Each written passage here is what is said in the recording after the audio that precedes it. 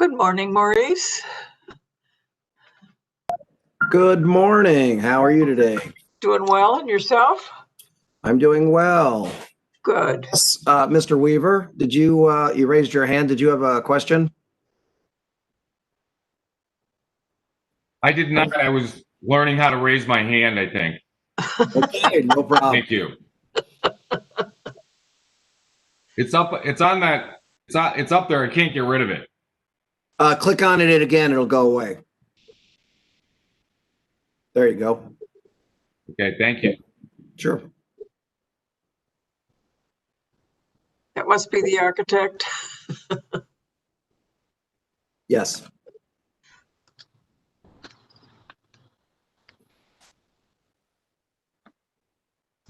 Looks like it's going to be a short day, but as soon as I say that, I'm probably going to bite my tongue. Yeah, I never like to predict, but you're probably right. Yep.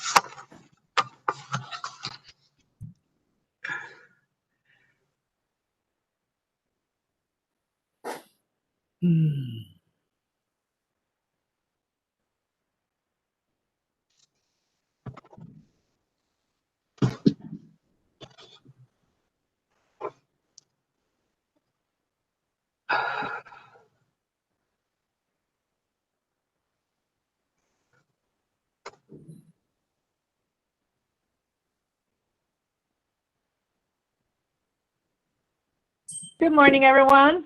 Good morning, Liz. Liz? Good morning.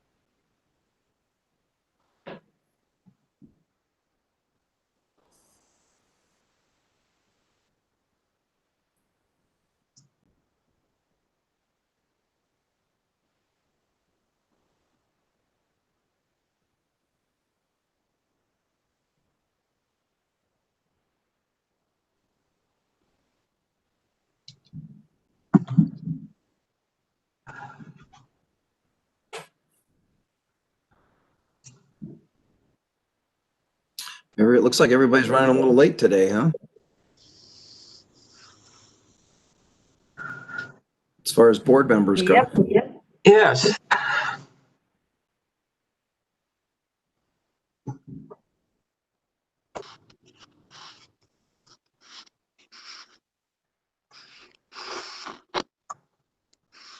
I sent Mr. Donovan the link this morning, so I know he's definitely going to be attending.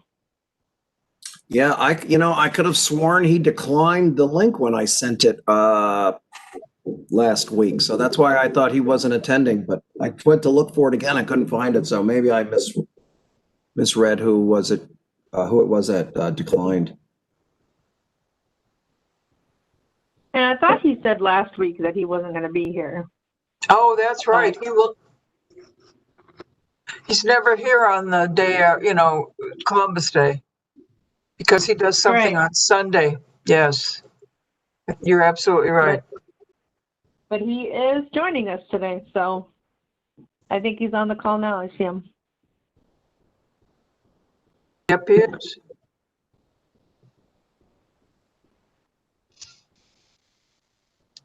But Miss Faith is usually always on.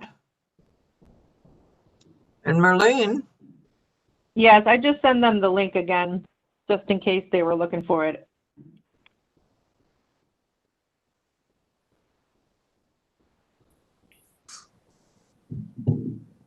Marie sends them out, a week and a half early, or a week early before the meeting, Marie? No. Last week.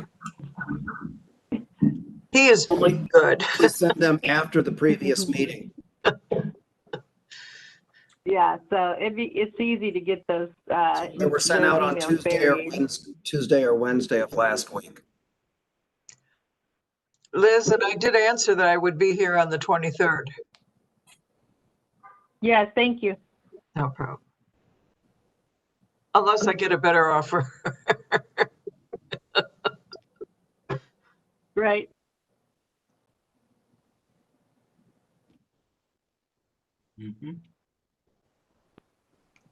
I see Marlene Barnes is on the call now too. Okay. So we got 3 board members. And it's 9:21. 31. 31. Well, I should. I knew that's what you meant.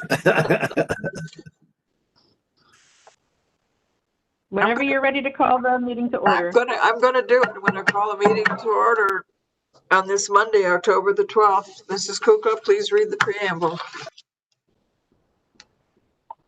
Thank you. My name is Liz Kukla, and I am the Secretary of the Board of Zoning Appeals.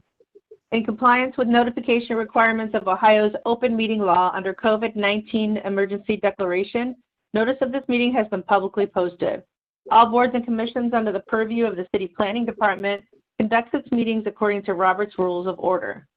Actions during the meeting will be taken by voice vote. Abstentions from any vote due to a conflict of interest should be stated for the record prior to taking of any vote. In order to ensure that everyone participating in the meeting have the opportunity to be heard, we ask that you use the raise hand feature before asking a question or making a comment.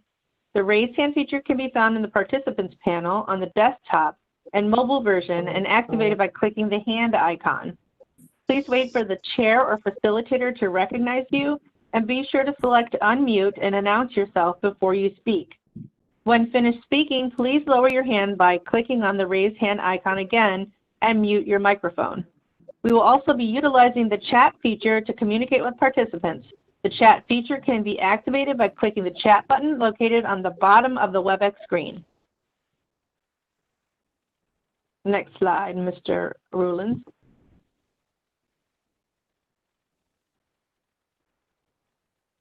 All meeting activity is being recorded via the WebEx platform. These proceedings are also being, Sorry about that. also being live streamed via YouTube for public view.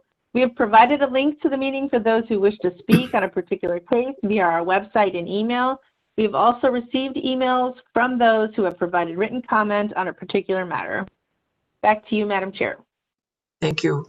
I think we need to do a roll call, Mrs. Kukla. Thank you. Will do. Mr. Donovan. Here. Here. Ms. Barnes? Thank you. Ms. Barnes? Ms. Barnes here. Thank you. Ms. Bates? Do not see her. And Mrs. Johnson? Here. Mrs. Johnson, we have a quorum. Okay, thank you very much. Would you like to announce, I'll announce the postponements. We have a request on calendar 20-140 at 12716 Buckeye Road. Without objection, board, we'd like to postpone this case until, do we have a date, Mrs. Kukla? Yes, Madam Chair, November 16th. This request was made by Marka Fields from the City Planning Commission. This is to allow time for community review. So November 16th is approximately a month. If you'd like to go further, we can do November 23rd. No, I think the 15th should probably be all right. Unless you. Without objection. Thank you. Without objection, Marlene? Without objection. Thank you, darling. Calendar 20-141 at 2117 West 18th Street. We have previously, did we previously? Yes. Yes, we Thank did. you, It's Madam Chair. That has been postponed till the 19th. And calendar Correct. 20-142 has also been previously postponed till the 19th of October. Okay. As well as 20-143. 143, yes. Yes. I'm Those going are to turn three my houses. page. And and calendar 20-144, we have a request for a postponement. Oh, Madam Chair, actually, that was a typo. That is not the case that needs to be postponed this morning. There is just the Buckeye Road case and then the West 18th and Bradford cases. So that was a mistake on my part. I apologize. Triscuit Road is going forward this morning. Okay, good. All right, fine. Well, if we don't, I'll read calendar. I'll start with calendar 20-139 at 2431 West 5th Street. Charlie Foy, owner, proposes to expand a non-conforming 3-dwelling unit by adding a 4th live-work unit in a B1 two-family residential district. The owner appeals for relief from the strict application from the following sections of the Cleveland Codified Ordinances as listed in the agenda and public record. Everyone for this case, kindly raise your right hand. I'm going to make a statement. I'm looking for an affirmation by the words "I do" in your name. Do you swear or affirm that the testimony you're about to give is the whole truth and nothing but the truth? I do. Kurt Weaver. I do, Khalid Hawthorne. Anyone else? Hearing none, we move. Thank you very much. History of the property, please, Mrs. Kukla. Thank you, Madam Chair. There's been no change in the zoning since 1929.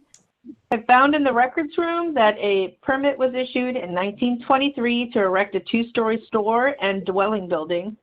1925, a retaining wall and garage was erected on the property. There are no variances on file in this case, and in the more recent history I found in 2014, a permit was issued to remove and replace the exterior 6-foot-high wall. Also in 2014, a permit was issued to demolish a garage and construct a new garage. And then in 2019, a certificate of disclosure was issued stating that the use of the property is 3 dwelling units, and that's all that I have. Thank you very much. The legal standard will be judging the case on, please, Ms. Wagner.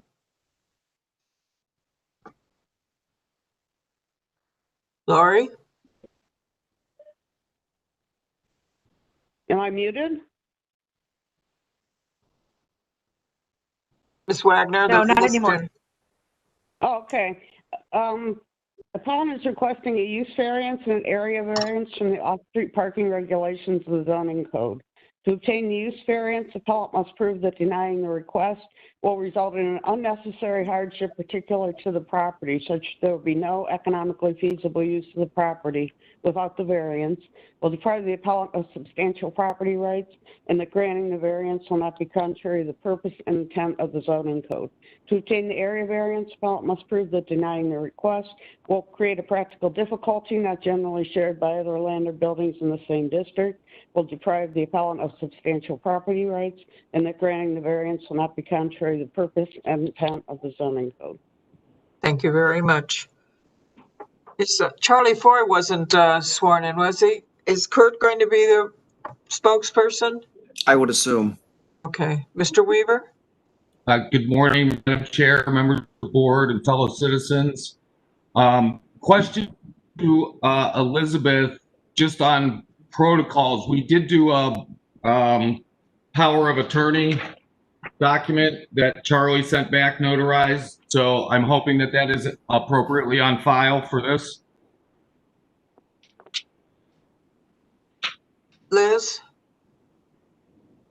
Yes, I have that. Thank you. Okay, great. Thank you very much. Go ahead, Kurt. Thank you. Also, Elizabeth, thank you for clarifying the with the history. I have history documents from the county that shows a 1900 date, and I have another piece of history document that shows a 1914 date.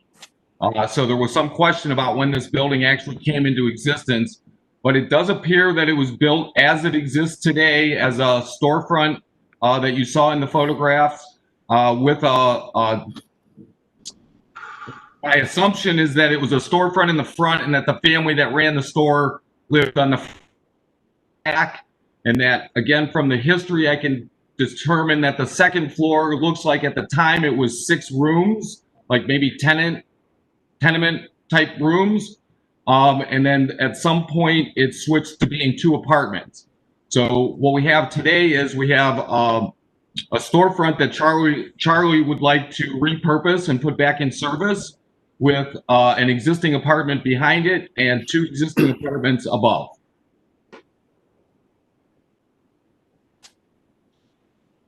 Well, let's go through the list of what the adjudication, please. Really, it's not allowed in this, but we would have to make an exception to the rule. But also, there's no parking shown. Correct. There's the existing driveway that you see south of the building, out for cars to park along there, but that's a weird circumstance relative to how parking spaces are codified in the city of Cleveland, because you can't actually call a parking space on a driveway when there's adjacent windows a parking space. So they do park there, but parking spaces on our site plan drawing, I showed the parking spaces that exist on the curb, 1 in the front, and then 1, 2, 3, 4, 5, 6, 7 as you go down Jefferson Avenue. Okay. The driveway does not go back and connect to the 1-car garage that is shown in the backyard there. All right. Maurice, can we go back to the renderings or the actual photos rather? Oh, thank you.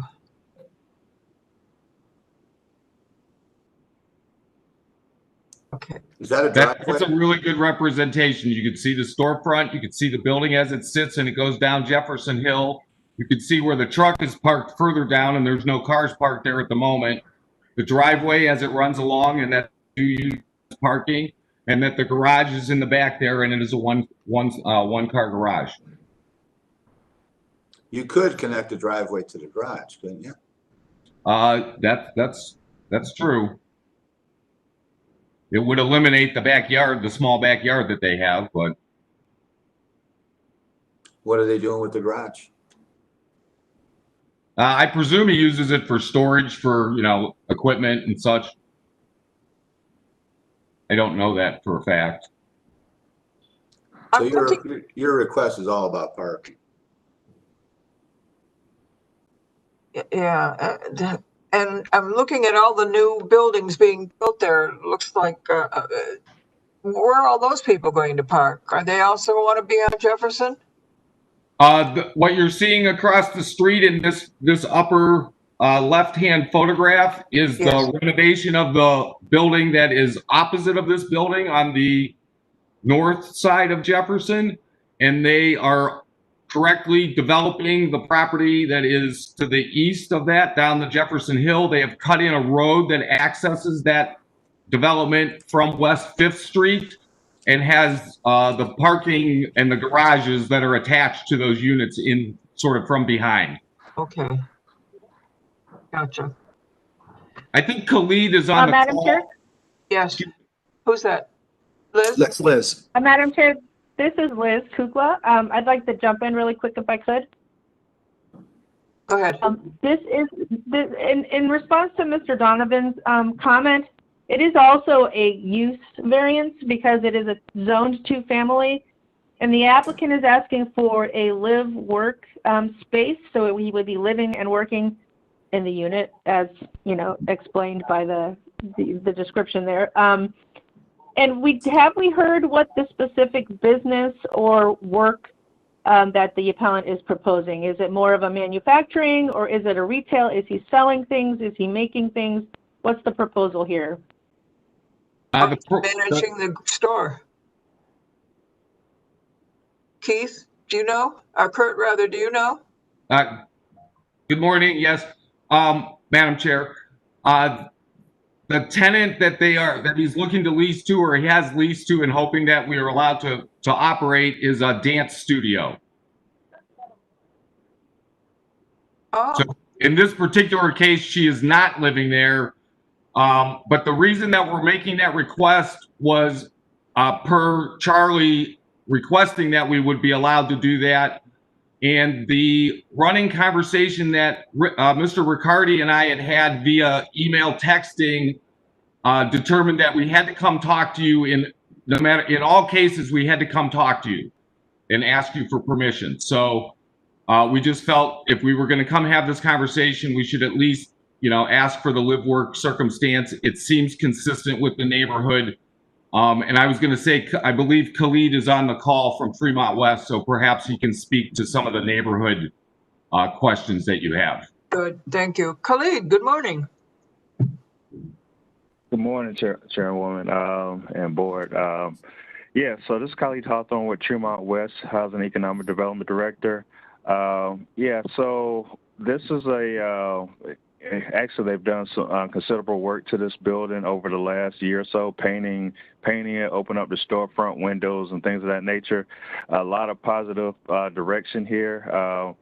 It wasn't a terrible property as far, but it was a declining property. So the work that's been done already is appreciated. The live work, I think, is something that we appreciate in Tremont, especially the fact that it would create we don't have a lot of affordable spaces for entrepreneurs, and we have entrepreneurs looking to locate in Tremont all the time and get sticker shock. So, but the dance studio is a great use, active use there. This building is basically we see it as a technicality. Basically, it was built to be a storefront with multiple units, and there's enough street parking there to accommodate this the scale of this use, as well as the adjoining property across the street. They will have a commercial component to that as well, small commercial component to that as well. Accommodated with street parking, and then as was mentioned, the townhomes there all have 2-car garages attached at the rear. So we have not met formally due to the timing of this as far as Block Club and Economic Development Committee, but in general, I support it. Thank you very much. But my question is the dance studio going in the storefront? Yes. Okay, because I don't want it on the second floor, and if I lived in this building, I'd kill you. Kurt. Okay. Or any other questions? I'm kidding. I would never kill you, Kurt. Thank you. How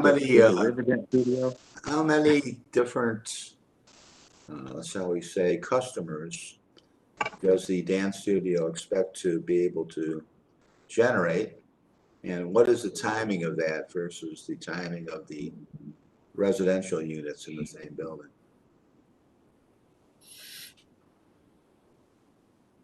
Kurt? I'd love to answer the question. I don't know the specifics of how the dance studio will operate. And I'm not quite sure what you're asking. The apartment units exist. And they have cars, right? Yeah, that operation is, again, I think I would defer to Khalid because I think he's seen what's happened over there over the time frame as Charlie has acquired and cleaned up the property. As he said, it was always, those apartments were always there. The storefront was boarded and vacant. And I think, as I understand it from Charlie, you know, he owns the house adjacent to the right there, and he lives in Pittsburgh. I'm sorry, I hesitate to mention that, but he conducts business across the tri-state area, and it was his business moving around that brought him into Cleveland and had him acquire that house next to this storefront building.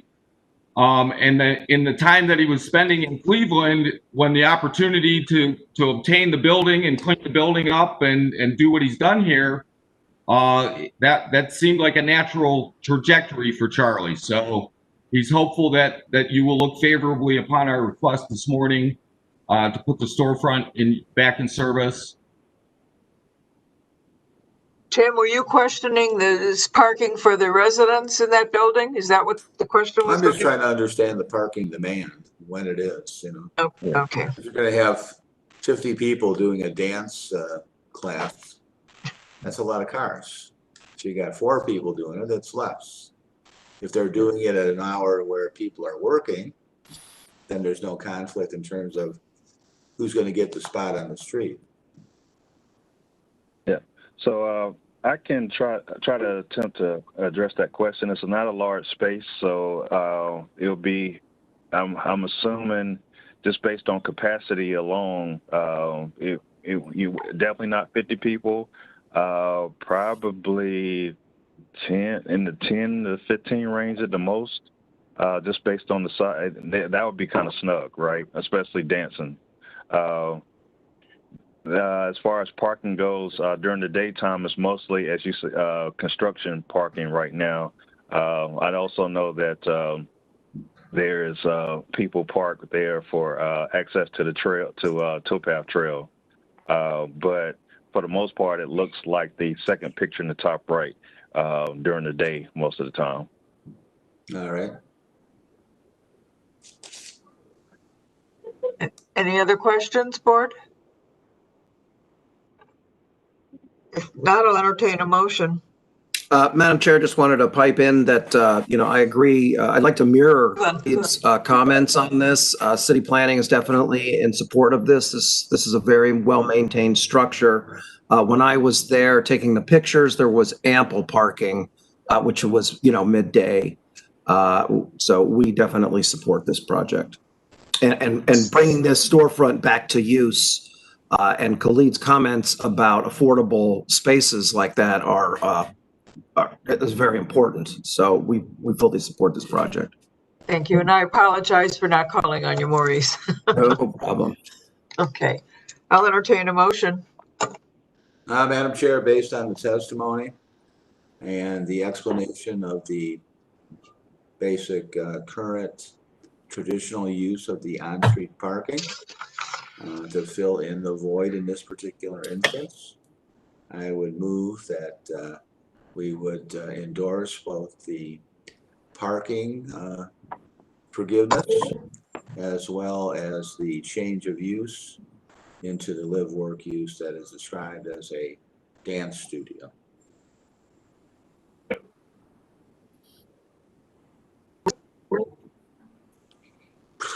Second it. Thank you. Call the roll. Ms. Barnes? Barnes, yes. Mr. Donovan? Yes. Ms. Johnson? Yes. Calendar 20-139 is granted. We will ratify this next week and send you a letter. Thank you, very much, board. Thank you, Kurt.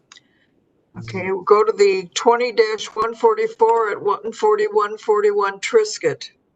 Jacqueline Wilson and Brenda Verdell, owners, propose to install a pre-manufactured front porch enclosure system to a wooden deck 8 foot 5 inches by 13 foot 5 inches of a two-family residence in an A1 family residential district. The owner appeals for relief from the strict application from the following sections of the Cleveland Codified Ordinances. And I'm going to read that. It's on section 357.13B4, which states that enclosed front porches shall not project more than 4 feet, proposing 8 feet, and they are proposing 8 feet and 5 inches, filed September 15th, 2020.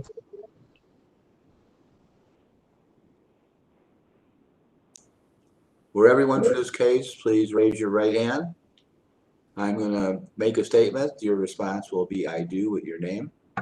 Do you swear or affirm that the testimony you're about to give is the whole truth and nothing but the truth? I do. Name? Brenda Verdell. Anyone else? Okay, Appears not. okay. History of the property, please, Mrs. Kukla. Thank you, Madam Chair. There's been no change in the zoning since 1929.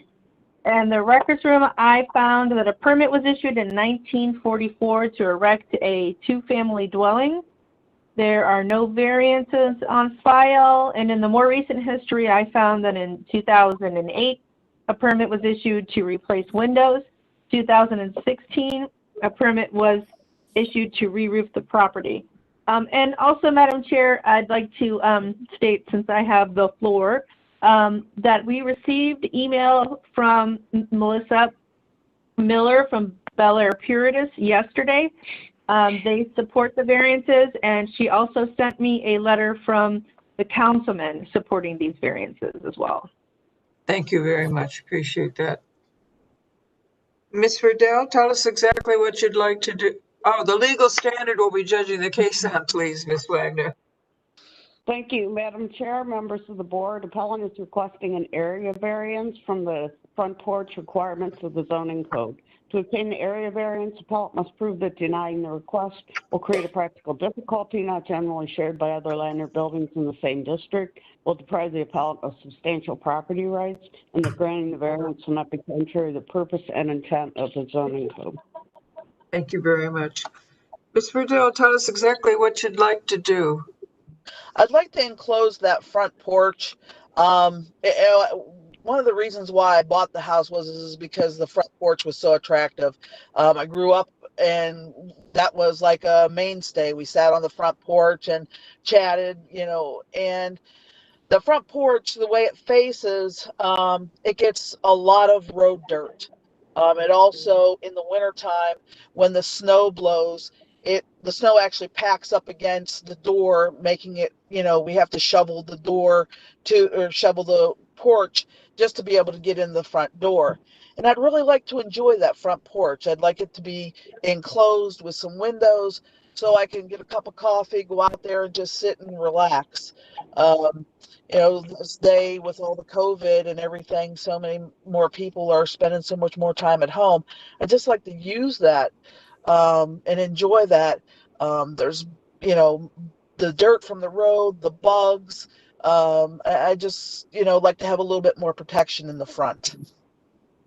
When you bought the house, the porch was there, is that right? That's correct. The porch was there. Okay. And I see you have a lot of windows planned for around the enclosure. Madam Chair, did this get properly reviewed by Building and Housing? Because I wonder if in reality, what we're doing here is not adding a porch, but adding a room. Yes. There's only two of us that live in the house. I have no more need for room. Like I said, I just want to enjoy the front porch, and in its current state, the cats come up and they urinate on the porch. We have a skunk issue in the area. And like I said, it's just really, there's no, I don't want to live out there. I just want to be able to sit out there and enjoy, relaxing, not having to sit in front of a TV. It won't be heated, right? No. Brenda? No, it will not be heated. Okay, It will so not it's be just heated. gonna, Sorry, Madam Chair. So this current porch is the footprint of what the room addition will be. It won't be any longer, or it won't stretch beyond the perimeter? No, sir. It's the exact same footprint. Mr. Riccardi, is this a porch? Ms. Riccardi is not here today. Can you hear me? Yeah. Okay. Ms. What's your question again, please? My question? Is this a porch or is this a room addition? Oh, this is a porch. Okay. That's what I wanted to know. Maurice? City of Cleveland Planning? Madam Chair, I guess I have the question, it seems like the addition is going to be deeper than what's there now to the applicant. It's because supposed to be the same footprint. I didn't hear whoever that was speaking. I'm sorry, Madam Chair. It's supposed to be the exact same footprint. It just seems like it's longer, or wider, or deeper, excuse me. But that's fine. We support this variance. A 4-foot porch is basically unusable. Yes. Right. For much of anything. And so to go to an 8-foot porch, that's absolutely acceptable. We support the variance. Thank you very much. I'll entertain a motion. Madam Chair, based on the testimony and the definition that this is indeed a porch, not a room addition, given the fact that it's hard to use a porch that's not wide enough, and this will solve that problem, I would move that we would ratify the request for a variance, sir. I second it. Call the roll. Ms. Barnes? Yes. Mr. Donovan? Yep. Mrs. Johnson? Yes. Calendar 20-144 is granted. It'll be ratified next week, and we will send you a letter. Thank you so much. God bless. Enjoy your porch. Thank you. Calendar 20-145 at 1571 East 32nd Street. The Cuyahoga County Land Bank owner proposes to build an 8-car parking lot in a B1 two-family residential district. The owner appeals for relief from the strict application from the following sections of the Cleveland Codified Ordinances as listed in the agenda and in the public record. Will everyone for this case kindly raise your right hand?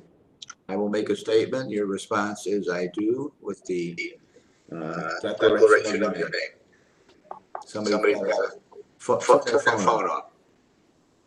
The echo. Hello? Do you hear that echo? Yes. Yes. Somebody just put their phone on. Mute your phone, please. It's time for you to speak. Garrity's, are you called in as well as on your computer? No, we were just on the computer, so it's not our phone. Okay. Let's stop. Whoever did it stopped. Okay. Somebody muted. Thank you. Here we go. Do you swear or affirm that the testimony you're about to give is the whole truth and nothing but the truth? I do, Marcia Sachs. I do, Bob Garrity. Anyone else there? No. Okay. All right. History of the place. Thank you, Madam Chair. There's been no change in the zoning Oh, you. since 1929. And there are no variances on file. I think the most valid information or the most important information is that in 2019, in October of 2019, A permit was issued to demolish a two-story frame, two-family dwelling. And as with the last case, Madam Chair, since I have the floor, we received two letters yesterday. One was from Midtown Cleveland, where they support the variance conditionally, provided that the appellants include fencing and landscaping, buffering, a landscape frontage street, proper drainage, and bumper guards. And I received a St. Clair Superior letter of support with those exact same conditions. Thank you, Madam Chair. Thank you. Okay. The legal standard will be judging the case on, please, Ms. Wagner. Thank you, Madam Chair, members of the board. Appellant is requesting area variances from the off-street parking and screening requirements of the zoning code, as well as permission to construct a parking lot in a residential district. To obtain the area variances, appellant must prove that denying the request will create a practical difficulty not generally shared by other land or buildings in the same district, will deprive the appellant of substantial property rights, and that granting the variances will not be contrary to the purpose and intent of the zoning code. Subsection 34913C provides that the board may permit temporarily or permanently the use of land in a residential district for a parking lot when the best interest of the community will be served, and provided that the lot is to be used only for the parking of passenger automobiles of employees, customers, or guests of the person or firm controlling and operating the lot, who shall be responsible for its maintenance. No charge is to be made for parking on the lot. The lot is not to be used for sales, repair work, or servicing of any kind. Entrance to and exit from the lot are to be located so as to do the least harm to the residence district. No advertising sign or material is to be located on the lot. All parking is to be kept back at a setback building line by barrier unless specifically authorized otherwise by the board. The parking lot and that portion of the driveway back of the building line are to be adequately screened from the street and from adjoining property in a residence district by a hedge, sightly fence, or wall, not less than 4 feet 6 inches high and not more than 5 feet high, located back of the setback building line. All lighting is to be arranged so that there be no glare that is annoying to the occupants of adjoining property in a residence district, and the surface of the parking lot is to be smoothly graded, hard surfaced, and adequately drained. And the building permit number under which the lot is to be established is to be posted. The board may impose such other and further conditions that it may deem necessary to reduce the adverse effects of the proximity of a parking lot upon the character, development, and maintenance of the residence district. Thank you.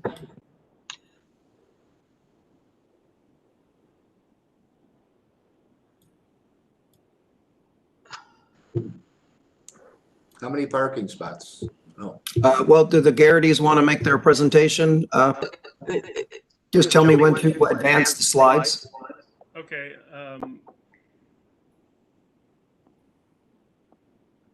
Do we need to, someone join from the Midtown, Kara Tseng, Kara do we need Tseng? to swear her in? She joined, she, Chris Zhang, yes, joining from Midtown Cleveland.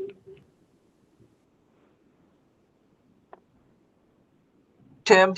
yes, Can you swear her in? okay. Do you swear that the testimony you're about to give is the truth and nothing but the truth? I do. Kara Tseng. Thank you. Thank you. Okay. Maurice, can you go back to that first slide you had in here?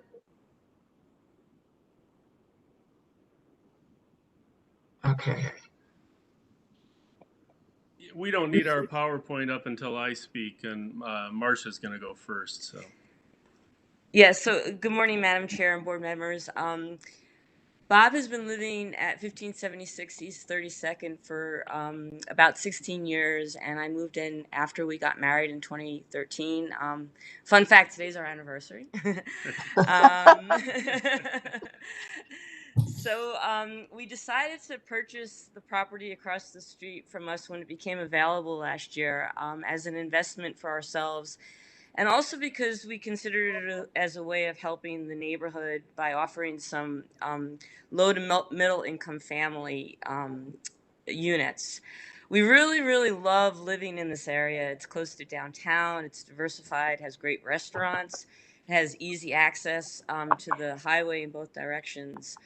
And as the board probably is aware, we're part of the Opportunity Zone as an economic tool that is designed to stimulate growth in lower income communities.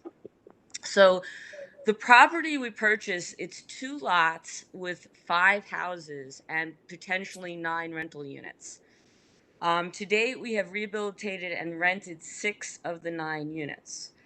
Prior to us purchasing the property, there were only 3 units that were actually being utilized, and there was just a single tenant that had an actual car. So there wasn't really an additional, there wasn't a lot of strain on, the parking situation on the block.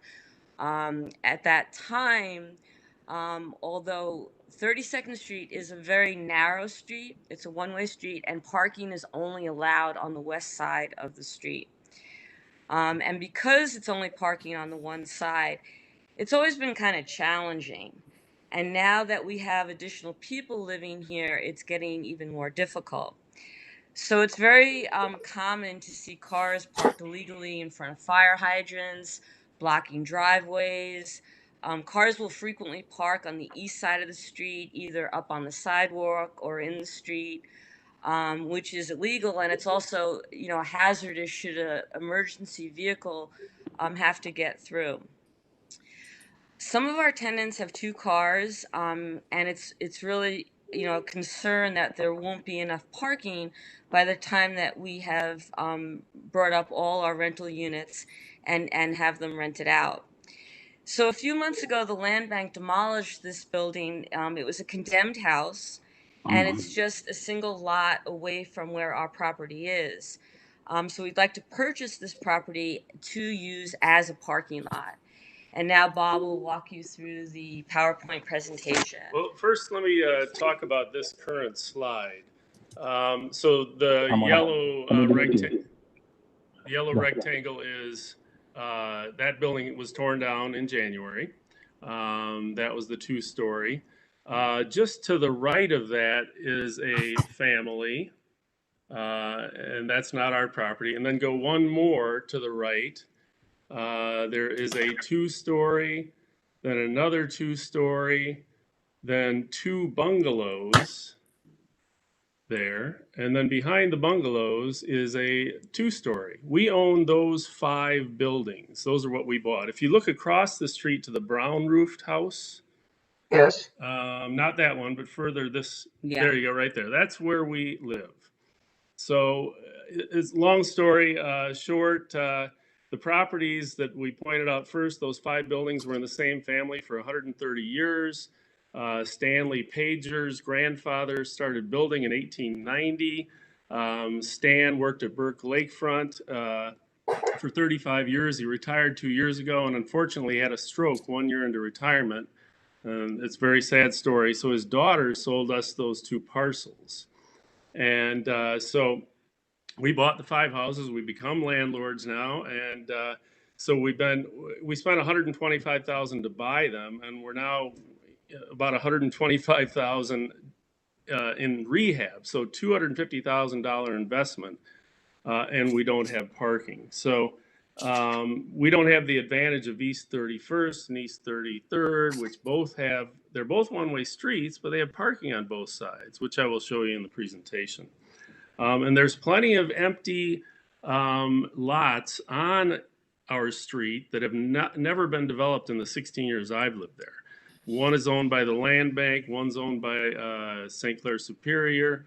There are 2 buildings that are falling in disrepair. One's owned by St. Clair Superior that needs to be torn down, in my opinion. There's another one owned by a private individual, which probably needed to be torn down. But interestingly enough, he had a roof put on it yesterday. So it looks like he's going to be renting as well. So we're ready to go to the slides now. Mr. Rulins, please.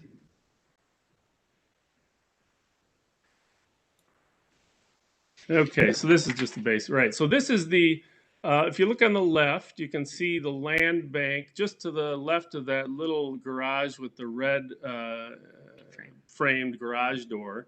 That is the property in question where we want to put the parking lot. The red frame garage door is an Asian family. And then to the right of that is the beginning of our properties. That's a double, then there is a triple, the gray one, and then the 2 white bungalows, and then behind the 2 bungalows is the other 2-story. This is what picture was taken from our upstairs window in the house we live in. Next slide.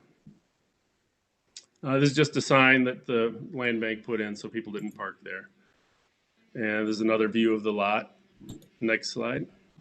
Here's an example of people just parking on the lot. Next slide. Another person just parking out. People just use whatever place they can park because there's so limited parking. Next slide. Another person parking on the lot, plus a neighbor who has an empty lot. He bought one of Stan Pager's buildings, which is 2 houses to the north of us on our side of the street. This is hard to explain, but so anyway, so he uses that spot as a parking lot, and we'll see more pictures as we go along of how many cars he parks there.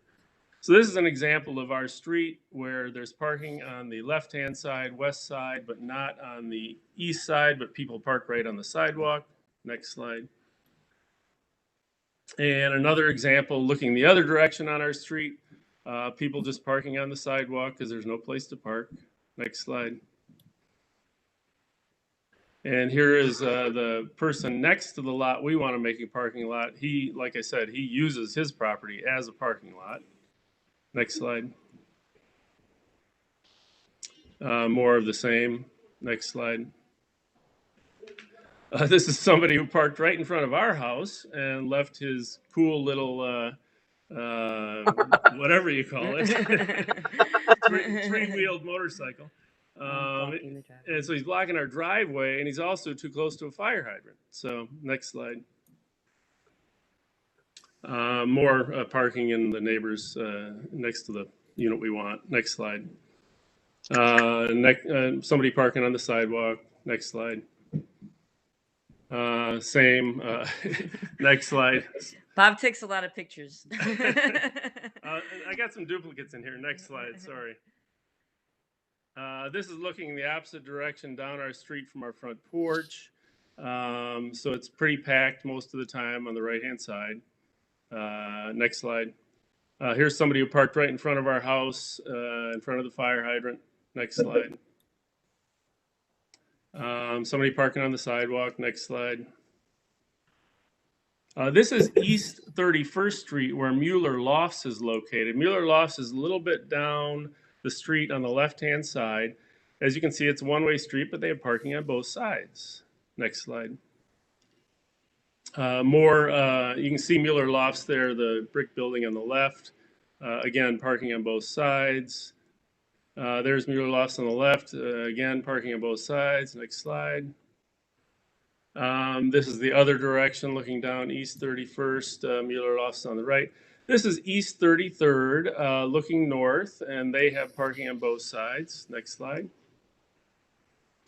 This is just an example of how the neighborhood is somewhat going downhill, unfortunately. This is a convenience store which closed, Amy's Beverage and Deli. Next slide. And that's at the end of our street on Payne. And this is the old Dave's Market that closed on Payne and 33rd. Next slide.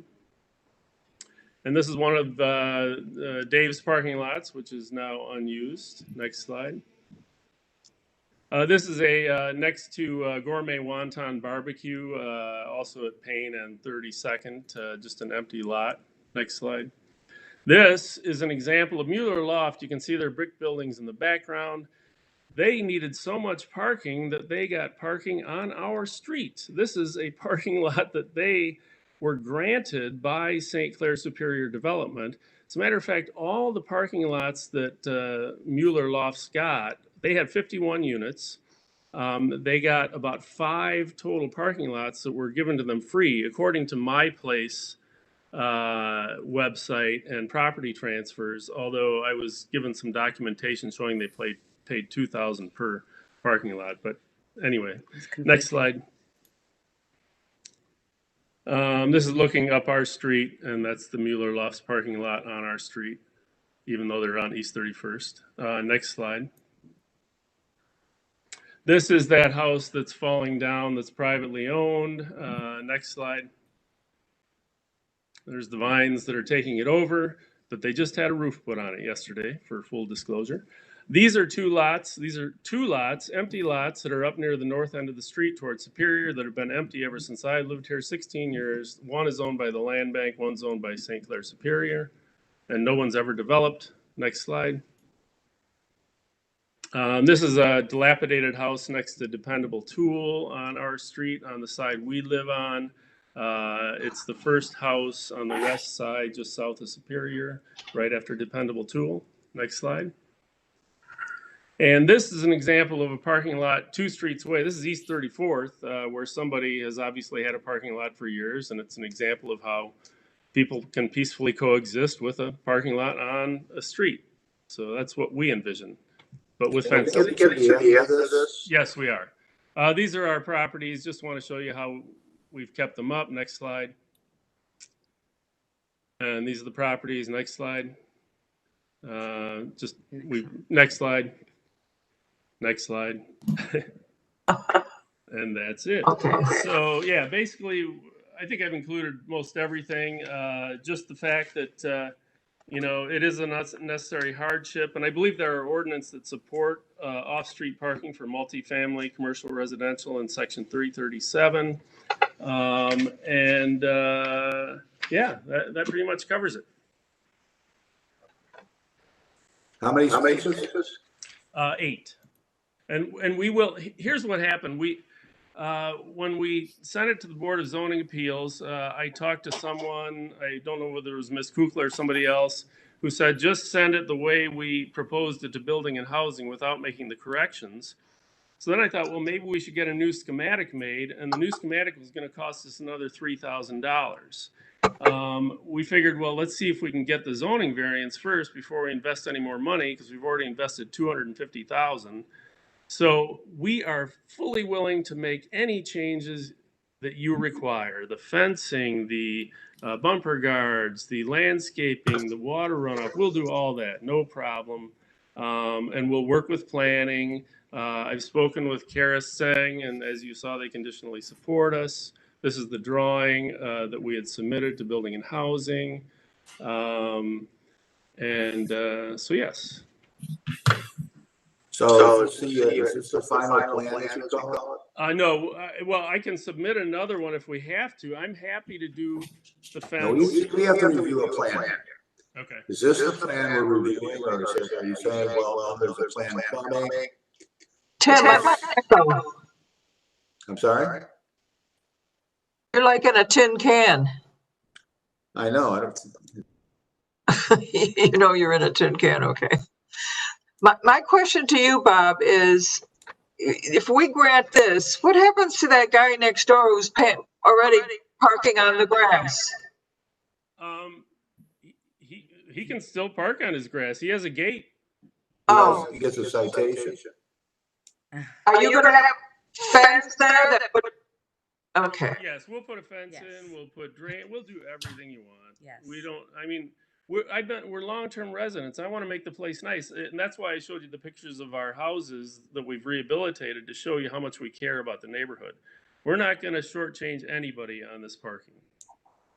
It would seem to me that city planning should have a plan in your area that could help you spruce up your plan and put in the things like the landscaping strip up the street, the kind of fencing that you need, etc.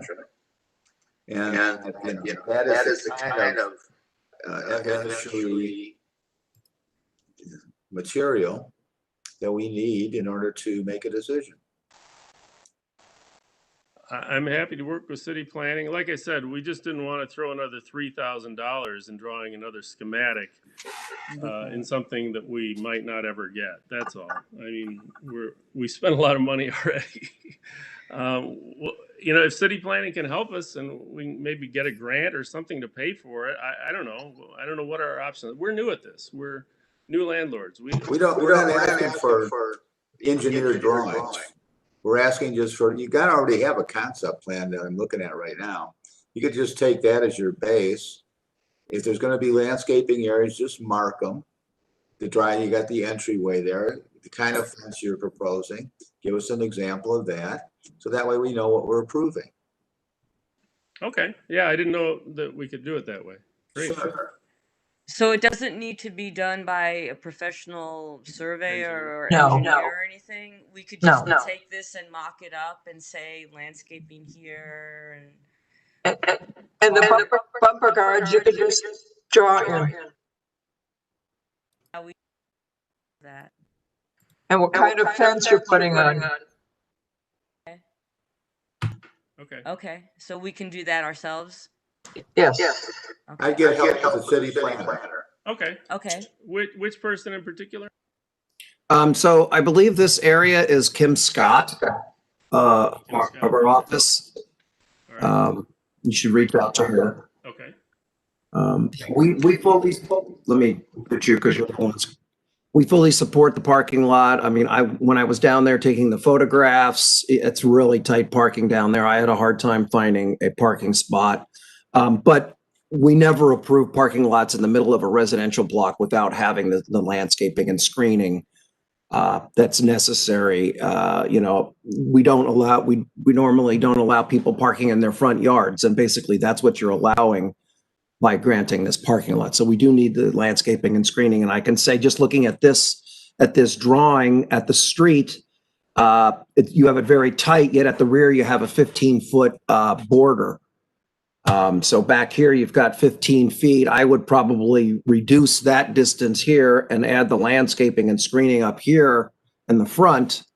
So you wouldn't lose any spaces. You'd just be sliding that concrete in a different direction to provide more of a buffer at the front.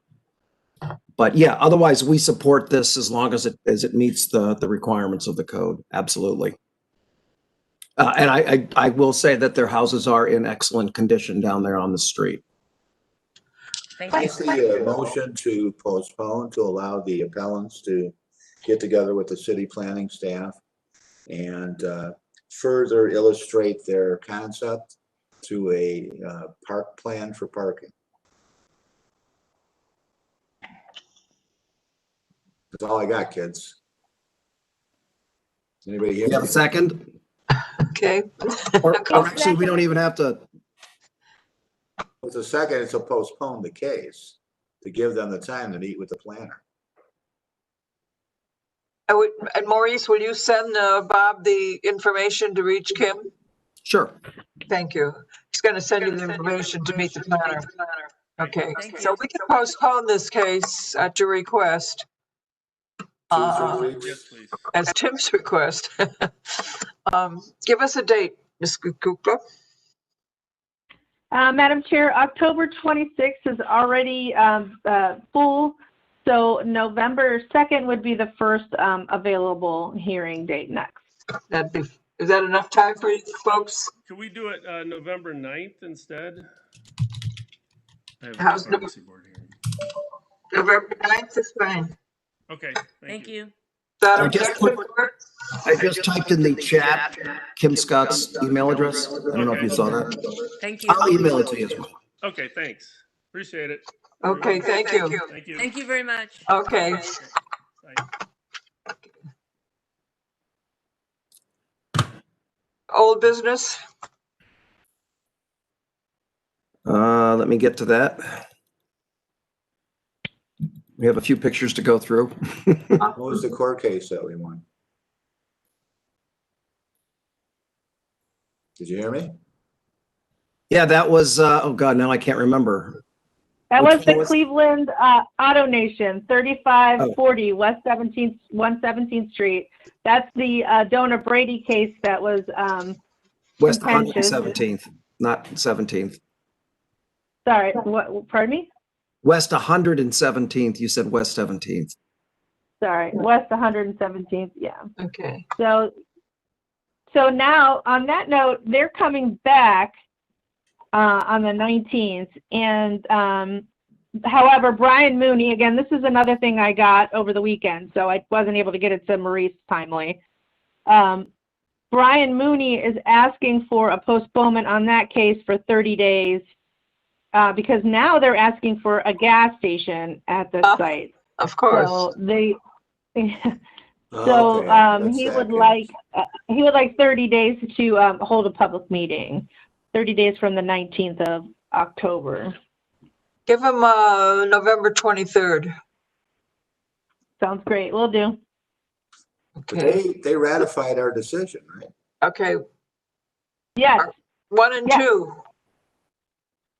Without Without objection? objection. Okay, Are we all here? Okay, yeah. and then Kenilworth, Kelly got back to me, November 16th doesn't work. So the 23rd, is the first hearing that she'll be back on the board. that's So we fine. need to push that another week. Okay. That's fine. So to Tim's question, yeah, they upheld our decision. If you remember, they were asking for repair use with car sales. Right, And it seemed that the repair use was grandfathered in, even though it was written up as they were requesting to establish it as a repair garage with car sales. And Donna Brady was really opposed to the auto sales part of that proposal. And you know, she brought out all the big guns and whatnot. So got it. Okay.